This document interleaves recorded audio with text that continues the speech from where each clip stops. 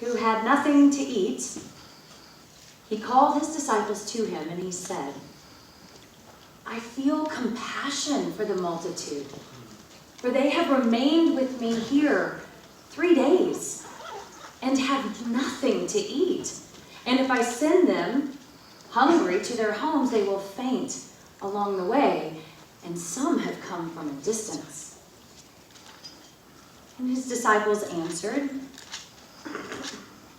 where will anyone be able to find enough to satisfy these men with bread here in a desolate place? And Jesus was asking them, how many loaves do you have? And they said, 7. So he directed the multitude to sit down on the ground, and taking the 7 loaves, he gave thanks, and he broke them. And he was giving them to the disciples to serve to the multitude. And they served them. Oh, they also had a few small fish. And after he had blessed these, he ordered these to be served as well. And they ate, and they were satisfied. And they picked up 7 baskets full of what was left over of the broken pieces. And about 4,000 were there. And he sent them to their home. And immediately he entered the boat with his disciples, and they came to the district of Dalmanutha. And the Pharisees came out and they began to argue with him, for they were seeking from him a sign from heaven to test him. And he, sighing deeply in his spirit, said, why does this generation seek for a sign? Truly I say to you, no sign shall be given to this generation. And leaving them, he embarked again and went to the other side. And they had forgotten to take bread with them. They didn't even have 1 loaf in the boat. And Jesus was giving them orders, saying, beware of the leaven of the Pharisees and the leaven of Herod. And they began discussing with one another the fact that they had no bread. And Jesus, aware of this, said, why do you discuss the fact that you have no bread? Do you not yet see or understand? Do you have hardened hearts? Having eyes, do you not see? Having ears, do you not hear? Do you remember when I fed the 5,000 with 5 loaves? How many baskets full of broken pieces did you pick up? And they said, 12. And he said, and when I fed the 4,000 with the 7, how many baskets full of broken pieces did you pick up? And they said, 7. And he said, do you not yet understand? And they came to Bethsaida, and they brought to him a blind man, and they entreated him to touch him.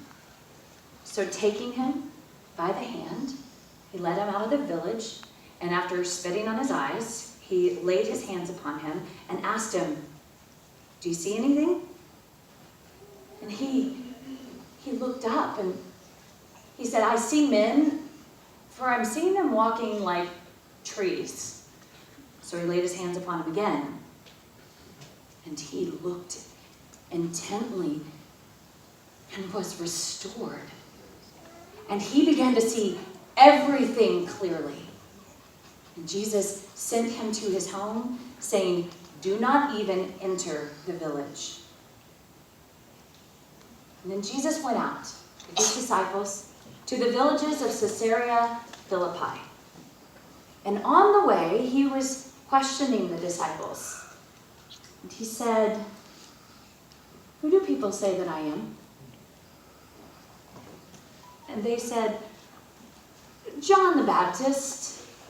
And others say Elijah, but others one of the prophets." And he said, "But you, who do you say that I am?"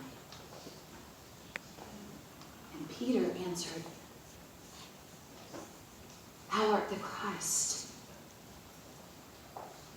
And Jesus warned them to tell no one about him. And then he began to teach them that the Son of Man must suffer many things. He must be rejected by the elders and the chief priests and the scribes and be killed. And after 3 days, rise again. And he was speaking the matter plainly. And Peter, taking him aside, began to rebuke him. And Jesus, turning around, saw his disciples. And he rebuked him and he said, "Get behind me, Satan, for you do not have your mind set on God's interests, but on man's." And then he summoned the multitude along with his disciples. And he began to teach them, "If anyone wishes to come after me, let him deny himself and take up his cross and follow me. If anyone wishes to save his life, he will lose it. But if anyone loses his life for my sake or in the Gospels, he shall find it. What does it profit a man to gain the whole world and forfeit his soul? What can a man give in exchange for his soul? For whoever is ashamed of me and my words in this adulterous and sinful generation, the Son of Man will be ashamed of him when he comes in the glory of his Father with the holy angels." Mark 8, the word of the Lord. Thanks be to God.